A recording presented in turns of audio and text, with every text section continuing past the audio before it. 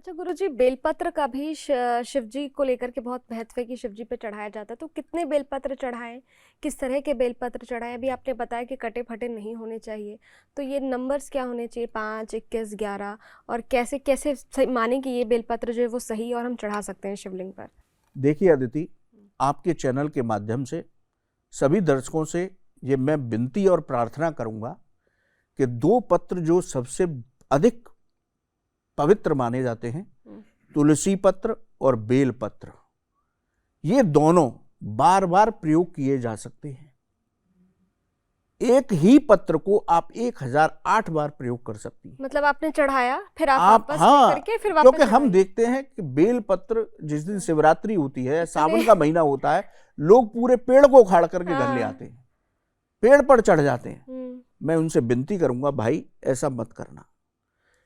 एक बेलपत्र या 2 बेलपत्र, 5 बेलपत्र आपको मिल जाए तो एक बेलपत्र को आप ओम नमः शिवाय बोल करके शिवलिंग पर चढ़ाइए, पुनः वहां से उठाइए, गंगा जल में डुबो करके, पानी में डुबो करके उसको शुद्ध कीजिए, पुनः ओम नमः शिवाय बोल करके चढ़ा दीजिए। तो एक बेलपत्र को 1008 बार चढ़ाया जा सकता है। इसी तरह से तुलसी पत्र को भी कोई आचार्य बता दे कि 108 बार तुलसी पत्र अर्पित कर रहे हैं या 1008 बार अर्चन करना है, तो एक ही पत्र से अर्चन हो सकता है। ज्यादा तोड़ के मत लाइए, प्रयास करिए कि महाशिवरात्रि के दिन सावन के महीने में बेल पत्र का एक पौधा लगाइए और उस पौधे को सिंचित कीजिए, बड़ा कीजिए। आने वाले समय पर आपके समाज के लोगों को, आपकी पीढ़ी को उसका लाभ प्राप्त हो।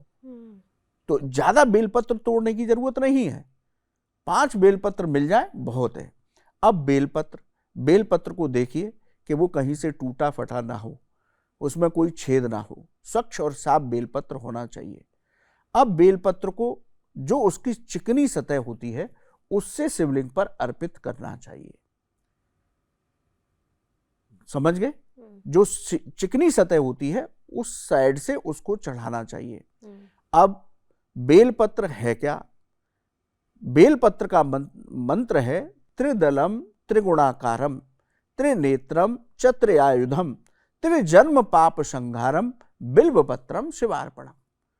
यानी कि 3 जन्मों के पापों को खत्म कर देता है, त्रिदेव का स्वरूप माना जाता है।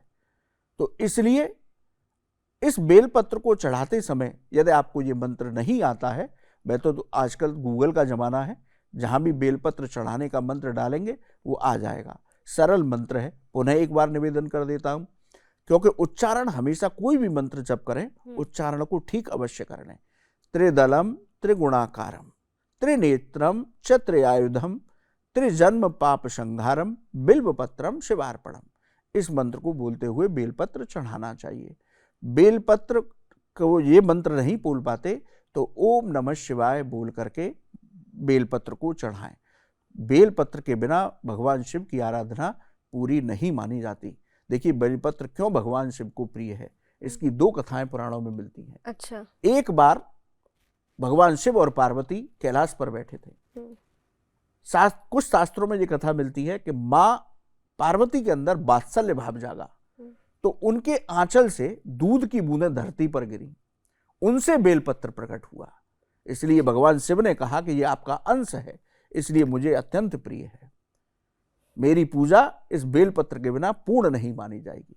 दूसरी कथा मां लक्ष्मी से जुड़ी हुई है कि मां लक्ष्मी ने भगवान शिव को प्रसन्न करने के लिए इतनी कठोर तपस्या की कि वो वृक्ष में कन्वर्ट हो गई, जड़वत हो गई, और उन्हीं के अंश से बेलपत्र प्रकट हुआ।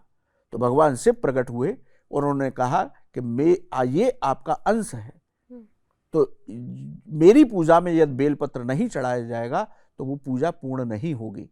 तो इसलिए बेलपत्र को चढ़ाने से व्यक्ति को महादेव की कृपा के साथ मां लक्ष्मी की भी कृपा मिलती है, उसके जीवन में धन की कभी कमी नहीं होती। आपको एक प्रयोग भी बता देता हूं, धन की कभी जीवन में समस्या हो तो रोज शाम को प्रदोष काल, जो शाम संध्या का समय होता है, उसमें बेलपत्र के नीचे एक दीपक जलाना शुरू कर दीजिए और 11 बार खड़े होकर के ओम नमः शिवाय मंत्र का जप उस बेलपत्र में भगवान शिव का ध्यान करते हुए कर लीजिए, तो आपके जीवन में कभी धन की समस्या नहीं रहेगी।